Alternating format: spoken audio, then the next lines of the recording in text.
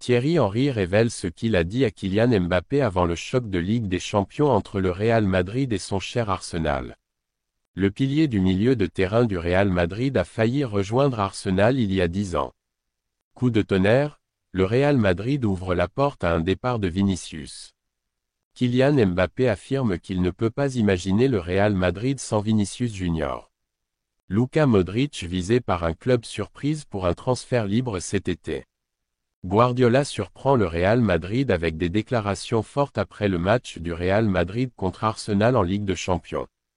Avant de commencer, si vous êtes un vrai fan du Real Madrid, dites-nous ce que vous en pensez de la performance du Real Madrid face à Arsenal ce soir en Ligue des Champions, et n'oubliez pas de liker et de vous abonner à la chaîne pour ne rien manquer des nouvelles actualités du club. Merci pour le soutien. Thierry Henry a révélé ce qu'il a dit à Kylian Mbappé avant le quart de finale de Ligue des Champions entre Arsenal et le Real Madrid.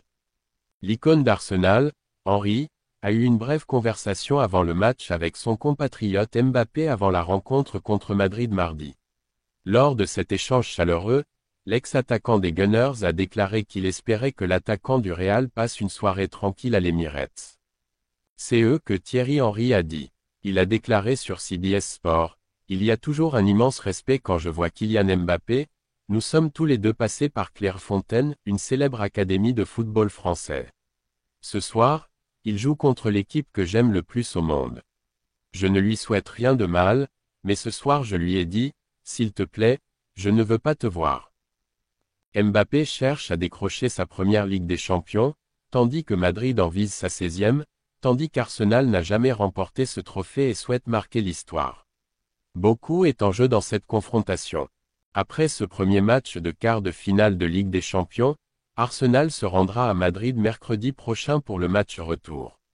Mais avant cela, ils affronteront Brentford en Première Ligue. Le pilier du milieu de terrain du Real Madrid a failli rejoindre Arsenal il y a 10 ans. Alors que le Real Madrid affrontait Arsenal lors d'un match crucial de la Ligue des Champions, l'attention s'est particulièrement portée sur Federico Valverde. Outre l'importance évidente de Valverde dans le 11 de départ du Real Madrid, ce match avait une signification particulière pour le milieu de terrain uruguayen pour une autre raison. Comme rapporté par AS, Valverde aurait pu rejoindre Arsenal il y a 10 ans. À l'époque, le milieu de terrain avait même imaginé un avenir à l'Emirates. Le passage de Valverde à Arsenal. En 2014, Valverde faisait déjà sensation dans le système de jeunes de Peñarol, l'un des plus grands clubs d'Uruguay. Ses performances lui avaient également valu le brassard de capitaine des équipes jeunes de l'Uruguay, attirant l'attention de l'Europe. Parmi les premiers à réagir, Arsenal, alors dirigé par Arsène Wenger. Valverde avait été invité à Londres pour un essai et avait même eu l'opportunité de s'entraîner avec l'équipe première. Je me suis dit, c'est ça, c'est mon club, je vais grandir ici, avait déclaré Valverde dans une interview avec Jorge Valdano. En Uruguay, les gens regardaient beaucoup les matchs de Première Ligue. Je m'imaginais un avenir là-bas, avait-il ajouté. Cependant, le transfert a échoué lorsque la direction de Peñarol a demandé plus d'argent. L'offre d'Arsenal était de 3,4 millions d'euros, mais les négociations ont échoué. Real Madrid s'empare de Valverde. Moins d'un an plus tard, Valverde s'est illustré lors du championnat sud-américain U17 de 2015, où sa valeur a de nouveau grimpé en flèche. Alors que l'intérêt de Chelsea et de Barcelone se faisait sentir, c'est finalement le Real Madrid qui a agi rapidement, le recrutant pour 5 millions d'euros avec un accord pour qu'il rejoigne le club dès ses 18 ans. Depuis, le milieu de terrain n'a cessé de progresser et est aujourd'hui considéré comme l'un des joueurs les plus importants du Real Madrid, un rôle crucial qu'il continue de jouer face aux Gunners après leur confrontation en Ligue des Champions. Surprise, le Real Madrid ouvre la porte à un départ de Vinicius. Vinicius commence à lasser le Real Madrid avec son attitude négative, et le club commence à envisager un départ possible. Vinicius, l'une des figures les plus médiatisées du Real Madrid, est au cœur de la tempête. L'attaquant brésilien, arrivé au club blanc avec la promesse de devenir une future référence, est constamment critiqué par les supporters adverses pour son comportement sur le terrain. Sa conduite a suscité des réactions négatives dans de nombreux stades en Espagne et commence à rendre son propre vestiaire inconfortable. L'Arabie Saoudite pourrait attirer Vinicius. À seulement 24 ans, l'ailier a été impliqué dans de nombreuses confrontations avec des adversaires et des arbitres, accumulant plus de controverses que de louanges ces dernières semaines. La direction de l'équipe, merengue, ne cache plus son mécontentement, et certaines voix internes ont commencé à se demander si sa présence à long terme est bénéfique pour le club. Ce qui était autrefois perçu comme de la compétitivité est désormais vu comme une source constante de conflits qui érode le groupe. L'usure n'est pas seulement sportive, mais aussi institutionnelle. Le Real Madrid, habitué à soigner minutieusement son image, ne voit pas d'un bon œil la mauvaise exposition que Vinicius génère à chaque match. Ainsi, un mouvement drastique lors du prochain marché des transferts est désormais envisagé. Si une offre intéressante se présente, le club serait prêt à écouter les propositions et à envisager un départ, ce qui semblait encore impensable récemment. L'Arabie Saoudite a déjà commencé à faire des démarches dans le but de recruter l'international brésilien. Le pays asiatique poursuit sa stratégie d'attirer des stars du football européen médiatique et voit en Vinicius une opportunité idéale. Les chiffres qui pourraient être proposés seraient difficiles à refuser pour le Real Madrid, qui réfléchit sérieusement à l'option de se séparer d'un joueur qui n'est plus intouchable. Luka Modric visé par un club surprise pour un transfert libre cet été. Le Qatar cherche à renforcer la compétitivité de sa Star League et viserait un transfert du milieu de terrain du Real Madrid, Luka Modric, selon un rapport.